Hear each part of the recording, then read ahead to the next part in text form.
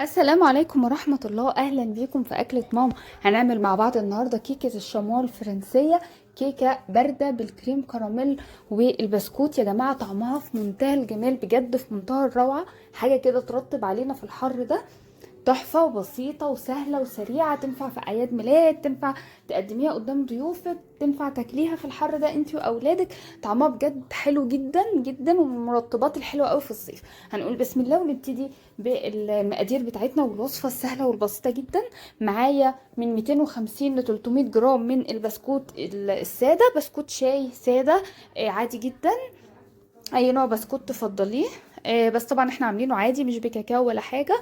هفرمه كويس جدا في الكبه او الخلاط او محضره الطعام ايا كان الجهاز اللي عندكم. حتى لو مش متوفر احنا ممكن كمان في كيس كده بلاستيك ونكسرها كويس جدا، لكن الافضل ان احنا نفرمها ناعم زي ما احنا شايفين.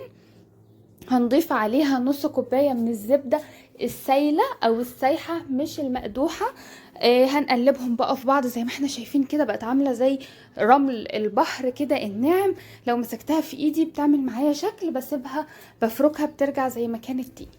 معايا بقى صينية من صواني التشيز كيك اللي بتتفتح. لو مش متوفرة ممكن اي صينية بايركس، اي صينية عادية ونغرف منها مفيش مشكلة خالص. هنوزع بقى طبقة البسكوت بتاعتنا في الصينية زي ما احنا شايفين كده، واضغط عليها بقى بسباتولا كده او حاجة، بحيث ان انا اعملها بشكل متساوي. عاوزاها متساوية، وكمان عاوزة اضغطها عشان تكون معايا كده طبقة متماسكة ومتساوية زي ما احنا شايفين.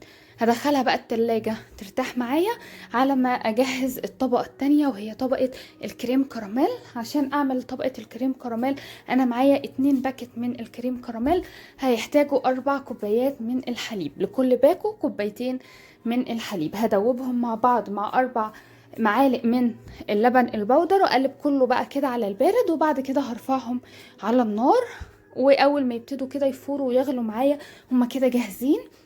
هضيف باكو من او 100 جرام من بسكوت السادة كده في الخلاط، وهضيف عليه ال ال الكريم كراميل اللي انا جهزته.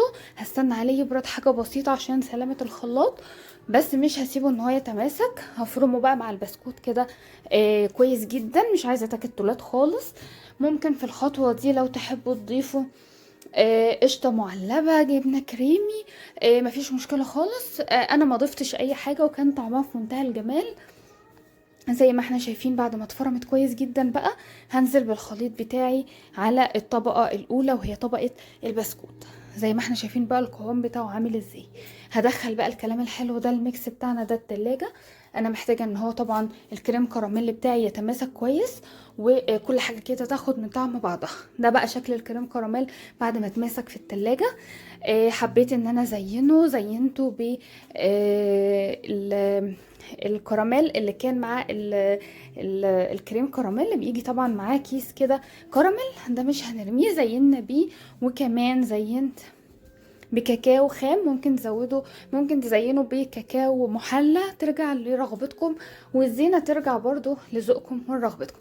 ده كان الشكل النهائي للكيك بتاعنا. شكله حلو، طعمه بجد كان في منتهى الجمال واللذاذة. شكله يبقى تحفة في أعياد الميلاد كمان. اتمنى ان انتم تجربوه. ما تنسوناش باللايك والشير والسبسكرايب، واستنانوا فيديوهات جاية من أكلة ماما. بحبكم، سلام.